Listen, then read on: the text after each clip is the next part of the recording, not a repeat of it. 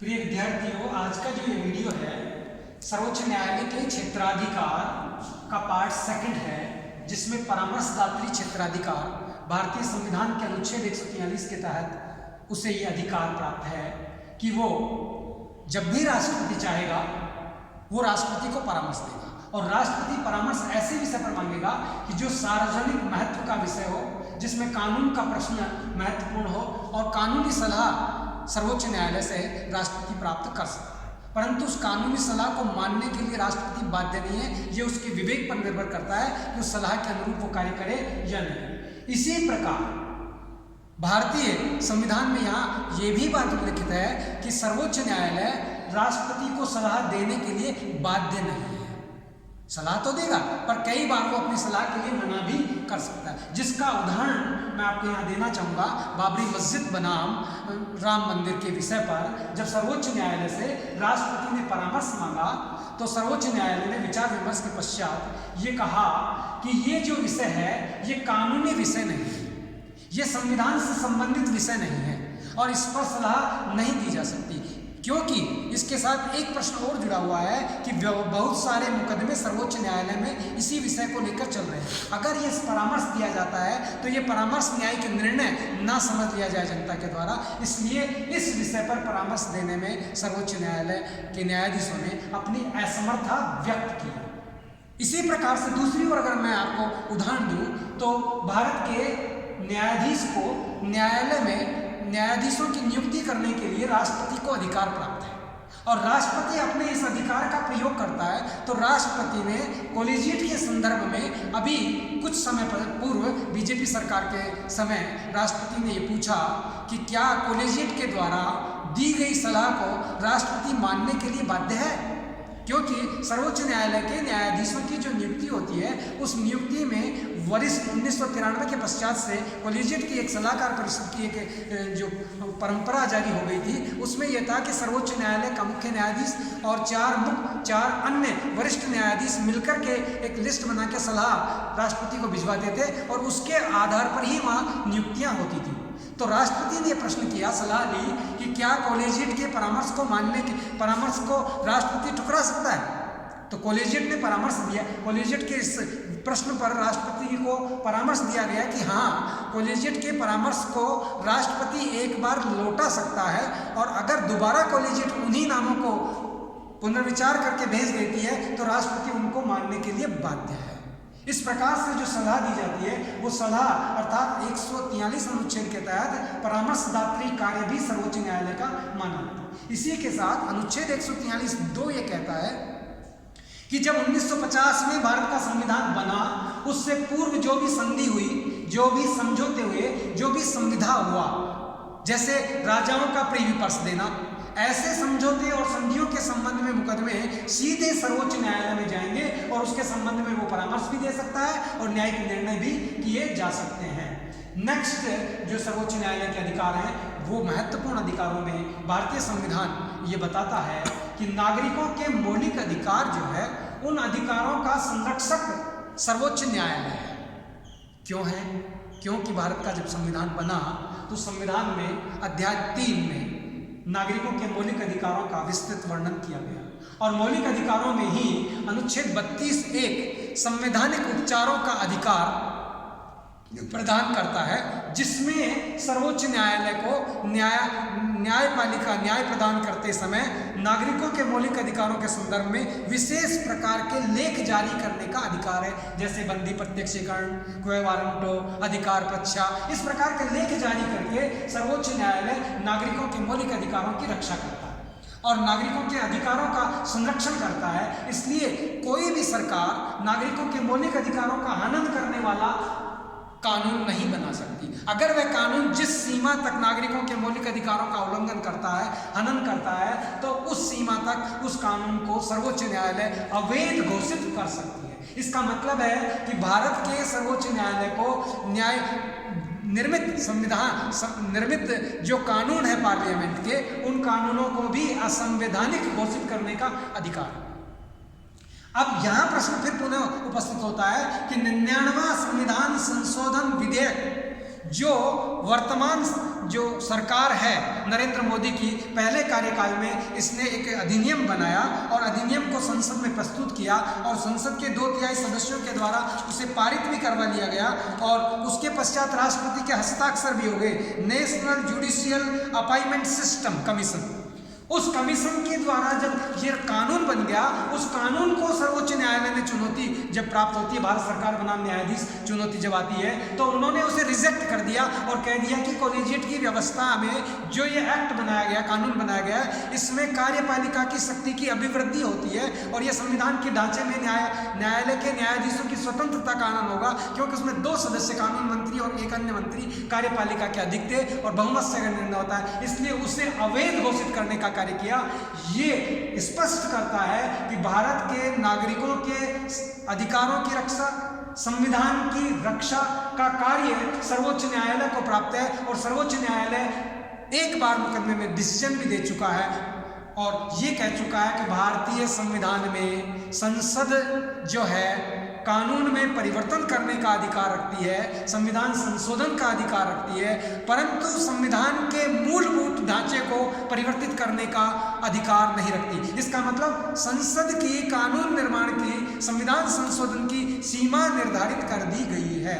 ऐसा परंतु संविधान में कहीं भी ये नहीं लिखा कि बेसिक स्ट्रक्चर संविधान का ये है। बेसिक स्ट्रक्चर न्यायपालिका ने समय समय पर दिए गए निर्णयों के माध्यम से स्थापित करने का कार्य किया है। तो एक इसके पश्चात हमारे सर्वोच्च न्यायालय का जो नेक्स्ट कार्य है वो अभिलेख न्यायालय के रूप में भी सर्वोच्च न्यायालय काम करता है। भारतीय संविधान का अनुच्छेद 129 अभिलेख न्यायालय के रूप में कार्य करता है। इसके तहत यह है, जो भी सर्वोच्च न्यायालय के निर्णय होते हैं उन निर्णयों को लिपिबद्ध करना, उन निर्णयों को पुस्तकीय रूप देना, उन निर्णयों की नज़ीर को सभी न्यायालयों तक पहुंचाना और सभी न्यायालय इस प्रकार के सर्वोच्च न्यायालय के जो निर्णय हैं उन्हें अभिलेख अर्थात दृष्टांत के रूप में, मान्य नज़ीर के रूप में किए जाते हैं कि माननीय माय लॉर्ड सर्वोच्च न्यायालय ने इस विषय पर यह निर्णय दिया है तो इसका भी निर्णय ये होना चाहिए। तो एक नज़ीर के रूप में, एक प्रमाण के रूप में प्रामाणिकता से इसे स्वीकार किया जाता है। इसके पीछे सबसे महत्वपूर्ण जो कारण है वो भारत में एकीकृत न्याय व्यवस्था है, अर्थात सुप्रीम कोर्ट अंतिम न्यायालय है, चाहे वो अपील का न्यायालय हो, चाहे वो निर्णय का न्यायालय हो, उसके ऊपर कहीं अपील नहीं की जा सकती। तो अंतिम न्यायालय है। इस सर्वोच्च न्यायालय के द्वारा एकीकृत न्यायालय अर्थात सर्वोच्च न्यायालय, उच्च न्यायालय, अधीनस्थ न्यायालय, उन सब न्यायालयों को उसके निर्णयों के अनुरूप निर्णय देने की स्वीकृति प्राप्त है। तो निर्णयों को लिपिबद्ध कराने का काम अभिलेख न्यायालय के रूप में भारत का सर्वोच्च न्यायालय करता है। इसके पश्चात सर्वोच्च न्यायालय के अन्य जो कार्य हैं उसमें 2 कार्य और हम शामिल करते हैं। पहला कार्य तो यह है कि भारत में जब राष्ट्रपति और उपराष्ट्रपति दोनों का पद अगर रिक्त हो जाता है तो उस समय सर्वोच्च न्यायालय का मुख्य न्यायाधीश राष्ट्रपति के पद पर कार्यवाहक राष्ट्रपति के रूप में कार्य करता है और उससे वही वेतन भत्ते और वही सुविधाएं प्राप्त हो जाती है और सर्वोच्च न्यायालय में वरिष्ठ न्यायाधीश सीजे का काम करता है। भारत में जो इस प्रकार का जो कार्य है ऐसा न्यायाधीश कर चुके हैं, जिसमें हम कह सकते हैं कि हिदायतुल्लाह बेग इसके राष्ट्रपति के रूप में कार्य कर चुके हैं। इसलिए राष्ट्रपति के कार्यों का निर्वहन विशेष परिस्थिति में सर्वोच्च न्यायालय के मुख्य न्यायाधीश द्वारा किया जाता है। तो ये भी सर्वोच्च न्यायालय का क्षेत्राधिकार में आता है। ऐसे विभिन्न प्रकार के जो आयोग गठित किए जाते हैं उन आयोगों पे जो अध्यक्ष हैं वो न्यायालय के न्यायाधीशों को बनाया जाता है और वो न्यायाधीश जो भी आयोग होता है उसकी रिपोर्ट्स प्रकाशित करते हैं, रिपोर्ट बनाते हैं, जांच करते हैं और उसकी प्रस्ताव बना करके आयोग की रिपोर्ट प्रस्तुत करते हैं। वो संसद में रखी जाती है। जैसे भारतीय संविधान जो है उस पर विचार करने के लिए न्यायालय के न्यायाधीश की नियुक्ति के द्वारा बनाया गया, इसी प्रकार से उदाल आयोग न्यायालय के न्यायाधीश की अध्यक्षता में बनाया गया। इस प्रकार से विभिन्न प्रकार के जो आयोग हैं, संविधान संशोधन से संबंधित हो या संविधान पुनर्लेखन से संबंधित हो या अन्य जांच आयोग संबंधित हो, इस प्रकार के जो आयोग बनाए जाते हैं उसमें भी न्यायपालिका की महत्वपूर्ण भूमिका और कार्यक्षेत्र दिखाई देता है। इस प्रकार भारत के सर्वोच्च न्यायालय को विभिन्न प्रकार की शक्तियाँ प्राप्त है और इसका क्षेत्राधिकार पूरे भारतवर्ष में माना जाता है और भारतवर्ष के पश्चात अन्य बाह्य जो अन्य राष्ट्रों से संधि और समझौते हैं उसका भी कार्यक्षेत्र सर्वोच्च न्यायालय में कई बार बना दिया जाता है। अब हम भारत के सर्वोच्च न्यायालय के संबंध में कुछ जानकारियां और तथ्यों के बारे में चर्चा करेंगे, जिन तथ्यों को विद्यार्थियों को जान लेना अति आवश्यक है। जैसे भारत में वर्तमान में जो सर्वोच्च न्यायालय है वो दिल्ली में स्थित है और ये सर्वोच्च न्यायालय 28 जनवरी 1950 को अपने अस्तित्व में आया था। और इसके प्रथम मुख्य न्यायाधीश जो है हरि प्रसाद कान्या, जिसको हम कहते हैं H.G. कान्या, वो प्रथम न्यायाधीश थे। ये कई किताबों में हरिलाल जो है, हरिलाल जी कान्या नाम तो सही है, वेबसाइट पे भी यही है हरिलाल जी कान्या, पर कई जगह हीरालाल कान्या भी किताबों में है, पर हरिलाल जी कान्या ही उसका मुख्य नाम रहा है। दूसरी ओर अगर हम देखें तो भारतीय संविधान के अनुच्छेद 124 में ये लिखा गया है कि भारत में संघ के लिए एक संघीय उच्चतम अर्थात सर्वोच्च न्यायालय होगा, अर्थात सर्वोच्च न्यायालय होगा जिसका एक मुख्य न्यायाधीश और 7 अन्य न्यायाधीश, अर्थात कुल 8 न्यायाधीश होने की बात कही गई। परंतु संसद को संविधान में संशोधन का अधिकार प्राप्त है और संशोधन के अधिकार के तहत वर्तमान में 34 न्यायाधीश कार्यरत हैं और ये समय समय पर न्यायपालिका में कार्यक्षेत्र के विस्तार के द्वारा, मुकदमों की अधिकता के द्वारा संसद इनकी संख्या में अभिवृद्धि करने का कार्य करती है। वर्तमान में सर्वोच्च न्यायालय के जो न्यायाधीशों की संख्या 34 है और मुख्य न्यायाधीश वर्तमान में सर्वोच्च न्यायालय की जो चीजें हैं श्री S.A. बोबड़े हैं। S.A. बोबड़े वर्तमान सर्वोच्च न्यायालय के मुख्य न्यायाधीश के पद पर कार्यरत हैं। अब तक सर्वोच्च न्यायालय में 8 महिला न्यायाधीश बन चुकी है, 50 से लेकर के अभी 2000 तक 8 महिलाएं न्यायाधीश बन चुकी हैं। और उन 8 महिलाओं में भी अगर हम कहें तो प्रथम मुस्लिम महिला जो 1989 में बनी, उसका नाम है मीरा साहिब फातिमा बीबी।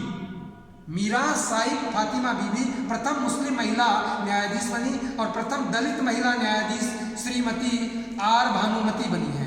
श्रीमती आर भानुमति बनी है। अब तक के उच्चतम न्यायालय के इतिहास में जो न्यायाधीशों की योग्यता है वो 3 योग्यताएं मानी गई है। पहला योग्यता यह है कि वो हाईकोर्ट में अर्थात उच्च न्यायालय में 5 वर्ष तक न्यायाधीश रह चुका हो, वो व्यक्ति सुप्रीम कोर्ट का न्यायाधीश बनने की योग्यता रखता है। दूसरी योग्यता है जिसने 10 वर्ष से हाईकोर्ट के, देश के किसी भी हाईकोर्ट में या सुप्रीम कोर्ट में वकालत का कार्य किया हो, अर्थात वो एडवोकेट रहा हो। और तीसरी योग्यता है कि राष्ट्रपति की निगाह में वो जो है न्यायाधीश बनने का अधिकारी तब बनता है जब वो विधि वेता हो राष्ट्रपति की नजर में। तो पहले कोटे से बन रहे हैं, दूसरे कोटे से अर्थात वकील के रूप में जो है 10 न्यायाधीश अब तक बने हैं आज तक के इतिहास में भारत के सर्वोच्च न्यायालय के में। जिसमें महिला न्यायाधीश की अगर हम बात करें तो वर्तमान में जो महिला न्यायाधीश है उन 10 में प्रथम महिला का जो रूप है, पद जो जिसको प्राप्त हुआ है, वो महिला हमारे यहाँ अगर हम देखें तो बहुत ही महत्वपूर्ण बात है कि श्रीमती इंदु मल्होत्रा महिला न्यायाधीश वकील कोटे से बनी है। और वकील कोटे से ही नहीं बनी बल्कि 3 महिलाएं जो है न्यायाधीश, जैसे इंदिरा बनर्जी, आर भानुमति और इंदु मल्होत्रा, तीनों एक बार वर्तमान में 3 महिलाएं सर्वोच्च न्यायालय में न्यायाधीश के रूप पर कार्यरत हैं। राष्ट्रपति की नज़र में विधि में पारंगत व्यक्ति को अभी तक कोई न्यायाधीश, सर्वोच्च न्यायालय का न्यायाधीश नहीं बनाया गया है। इस योग्यता से अभी कोई नहीं बनाया जा सकता है। मुख्य न्यायाधीश को जो वेतन मिलता है हमारे सर्वोच्च न्यायालय के, उसे 2,80,000 रुपया मासिक वेतन दिया जाता है और अन्य न्यायाधीशों को 2.5 लाख रुपया मासिक वेतन प्राप्त होता है। और यही 2.5 लाख रुपया हाईकोर्ट के न्यायाधीशों को भी प्रदान किया जाता है। जो सुप्रीम कोर्ट के न्यायाधीशों का जो वेतन है भारत की संचित निधि से प्रदान किया जाता है और हाईकोर्ट के न्यायाधीशों का वेतन जो है वो राज्य की संचित निधि से प्रदान किया जाता है। ये एक महत्वपूर्ण विषय है। और इसी के साथ जो महत्वपूर्ण जानकारी जो मैं आपको दे रहा हूँ, जो आपके लिए आवश्यक है, चाहे वो कॉम्पिटिशन की बात हो, चाहे यहाँ पीजी लेवल पे आपकी परीक्षा की बात हो, वो बात यह है कि रिटायरमेंट के बाद जब हाईकोर्ट के जस्टिस रिटायर हो जाते हैं तो उन्हें पेंशन राज्य के जो निधि है, राज्य संचित निधि, उससे नहीं मिलती। जो भारतीय संचित निधि है उससे हाईकोर्ट और सुप्रीम कोर्ट के न्यायाधीशों को पेंशन प्रदान की जाती है। और अगर कोई न्यायाधीश अपना त्यागपत्र देना चाहे तो राष्ट्रपति को ही त्यागपत्र देता है, क्योंकि उनकी अपॉइंटमेंट अथॉरिटी जो है राष्ट्रपति होता है। परंतु शपथ की अगर बात की जाए तो हाईकोर्ट के जो जस्टिस हैं उनको राज्यपाल, जो राज्यों में जिस राज्य का राज्यपाल जिस राज्य में हाई कोर्ट का जस्टिस बन रहा है उस राज्य का राज्यपाल उन्हें शपथ दिलाएगा और त्यागपत्र वो राष्ट्रपति को देंगे, और सर्वोच्च न्यायालय के न्यायाधीशों को शपथ दिलाने का काम राष्ट्रपति स्वयं करता है। इस प्रकार से भारतीय सर्वोच्च न्यायालय है उसके दृष्टि से अगर हम देखें तो राज्यों में अब तक हमारे हाई कोर्ट 28 हाई कोर्ट बन चुके हैं और 28 हाई कोर्ट हैं, और न्यायाधीशों की संख्या मैंने आपको बताई दी है। सर्वोच्च न्यायालय में न्यायाधीशों को शपथ राष्ट्रपति दिलाता है और न्यायाधीशों को त्यागपत्र राष्ट्रपति को ही प्रेषित करना पड़ता है, चाहे वो हाई कोर्ट हो या सुप्रीम कोर्ट हो। उच्चतम न्यायालय और सर्वोच्च न्यायालय में न्यायाधीशों के संबंध में जो अपॉइंटमेंट की बात है, जिसके संदर्भ में मैंने अभी आपसे चर्चा की थी कि परामर्शदात्री जो आयोग बना न्यायाधीशों की नियुक्ति का, 99वां संविधान संशोधन विधेयक, उसे सर्वोच्च न्यायालय ने रिजेक्ट कर दिया। तो प्रश्न आता है कि वर्तमान में सुप्रीम कोर्ट के न्यायाधीशों की नियुक्ति के क्या प्रावधान है। उसके लिए अगर प्रावधान देखा जाए तो एमओपी प्रावधान है वर्तमान में, और एमओपी का मतलब होता है मेमोरेंडम ऑफ प्रोसीजर। इस प्रोसीजर के तहत क्या होता है कि सर्वोच्च न्यायालय के वरिष्ठ न्यायाधीश प्लस सर्वोच्च न्यायालय का सीजे मुख्य न्यायाधीश दोनों मिलकर एक वरिष्ठता सूची जारी करते हैं, और वो वरिष्ठता सूची न्यायाधीशों के अपॉइंटमेंट के लिए बना करके राष्ट्रपति को भेजते हैं, और राष्ट्रपति मंत्रिमंडल के परामर्श से उनमें से किसी व्यक्ति को न्यायाधीश के पद पर नियुक्त करता है। अगर वह किसी विचार पर सहमत नहीं है तो उस लिस्ट को वापस लौटा सकता है। इसका मतलब ये हुआ कि राष्ट्रपति और जो कार्यपालिका का प्रमुख है, तो कार्यपालिका और न्यायपालिका जिसमें सर्वोच्च न्यायालय है, दोनों की सहमति से सर्वोच्च न्यायालय के और उच्च न्यायालय के न्यायाधीशों की नियुक्ति की जाती है। ये प्रोसीजर अभी वर्तमान में जारी है नियुक्ति संबंधी। न्यायाधीशों की अनुमति से ही सर्वोच्च न्यायालय के न्यायाधीश, जो मैंने अभी आपको बताया 4+1, उसी के आधार पर मुख्य न्यायाधीश की नियुक्ति होती है। वो जिसका नाम सजेस्ट करते हैं, अभी तक वरिष्ठता क्रम जारी है कि वरिष्ठता का नाम वो देते हैं जिससे मुख्य न्यायाधीश बना दिया जाता है, परंतु ये आवश्यक नहीं है क्योंकि कई बार वरिष्ठता का उल्लंघन हुआ है। तो यहाँ जो 4+1 5 न्यायाधीश जो नाम सुझाते हैं, सर्वोच्च न्यायालय के न्यायाधीश मिलकर के जो सलाह देते हैं राष्ट्रपति को, उस सलाह के अनुसार ही ट्रांसफर और नियुक्ति संबंधी कार्य हो रहे हैं। ये हमारे सर्वोच्च न्यायालय के जो है महत्वपूर्ण बिंदु है जिन पर छात्रों को ध्यान रखना चाहिए। धन्यवाद।